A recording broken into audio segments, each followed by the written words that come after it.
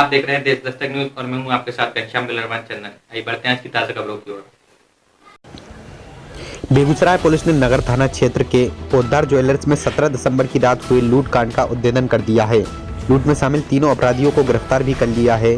लूट की साजिश दुकान में ही काम करने वाले स्टाफ नंद किशोर पासवान के पुत्र गौतम कुमार ने रची थी। उसने अपने 2 साथियों के साथ लूट की घटना को अंजाम दिया था।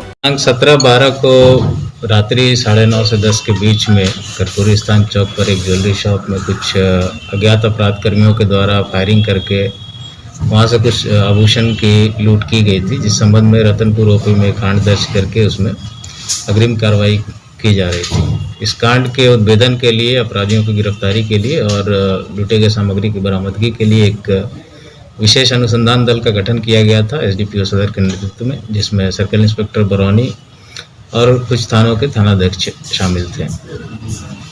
इस टीम ने तकनीकी अनुसंधान करके मैनुअल इनपुट के आधार पर और सीसीटीवी फुटेजेस का अवलोकन करके न सिर्फ इस कांड का सफल उद्भेदन किया, बल्कि जो घटना में संलिप्त तीनों अपराध कर्मी थे, तीनों अपराधियों की गिरफ्तारी भी की गई है और जितना लूटा गया सामान था वो सारा का सारा बरामद कर लिया गया है। जो 3 अपराधी गिरफ्तार हुए हैं, शिवा पासवान गढ़पुरा थाना क्षेत्र का रहने वाला, गौतम कुमार और प्रीतम कुमार। गौतम टाउन थाना क्षेत्र का ही है और प्रीतम हसनपुर समस्तीपुर का रहने वाला है, जो छौड़ाही ओपी में एक सोने चांदी की दुकान पे कारीगर का उसके पिताजी काम वाम करते हैं। इन अपराधियों के पास से जो लूटे गए सामान थे, जो चांदी थी, 570 ग्राम करीब चांदी के आभूषण बरामद हुए। सोने का 10 ग्राम का ही आभूषण बरामद हुआ है। इसके अलावा आर्म्स रिकवरी हुई है, एक देसी कट्टा है, एक पिस्टल है, देसी पिस्टल, एक गोली है। घटना में प्रयुक्त की गई मोटरसाइकिल, उसकी भी रिकवरी हुई है।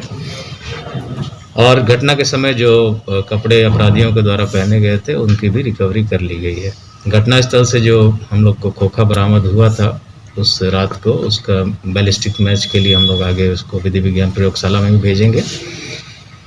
इन तीनों अपराधियों के द्वारा घटना में अपनी संलिप्तता स्वीकार कर ली गई है और इनकी निशानदेही पर ही जो लूटे गए सामग्री थे उनकी बरामदगी की गई है। अभी तक कोई आपराधिक इतिहास किसी का ज्ञात नहीं हो पाया है, लेकिन हम लोग उसको खंगाल रहे हैं। इस कांड के सफल उद्भेदन में पूरी टीम को हमारी तरफ से पुरस्कृत किया जा रहा है और वरीय पदाधिकारियों को भी उचित पुरस्कार हेतु यहाँ से भेजा जा रहा है पत्र। ऐसी बातें पता चली थी, लेकिन प्राथमिकी जब दर्ज की गई उनके द्वारा, तो उसके बेसिस पे आगे हम लोग अनुसंधान कर रहे थे और जब उद्भेदन हुआ, गिरफ्तारी हुई, रिकवरीज हुई, तो फिर पूछताछ की गई उनसे, तो उनके द्वारा बताया गया कि जितना चांदी एग्जैक्ट क्या क्या उनका लूटा गया है, तो वो उनके द्वारा बता दिया गया है। उसमें कहीं अब कोई डिस्क्रिपेंसी नहीं है। देखिए, दुकान तो किसी भी समय खोल के रखने के लिए आदमी स्वतंत्र है, उसके लिए हम लोग फोर्सफुली तो किसी को बंद नहीं करा सकते हैं दुकान। थोड़ी सावधानी रखनी चाहिए, लेकिन हम लोग का काम है कि लोग निर्भय होकर अपना जो भी बिजनेस है वो चला सके, उसके लिए हम लोग हमेशा तत्पर हैं।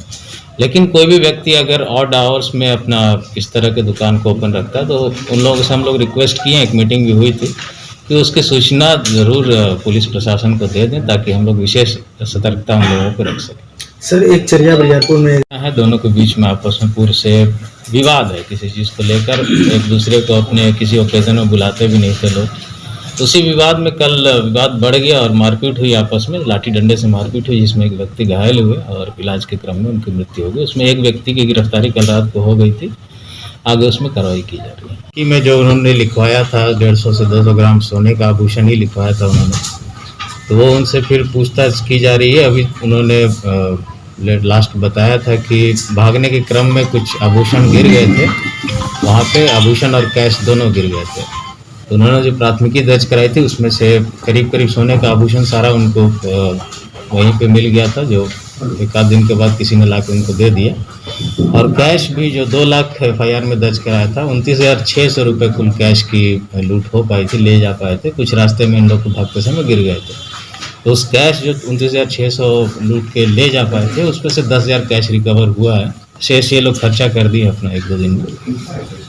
तो बाकी जो आप पूछ रहे हैं दुकानदार के बारे में, तो वो अभी जांच का विषय, उसमें अभी तक इन लोगों के द्वारा ऐसा कुछ नहीं बताया गया है कि कोई संदिग्ध उनकी गतिविधि थी।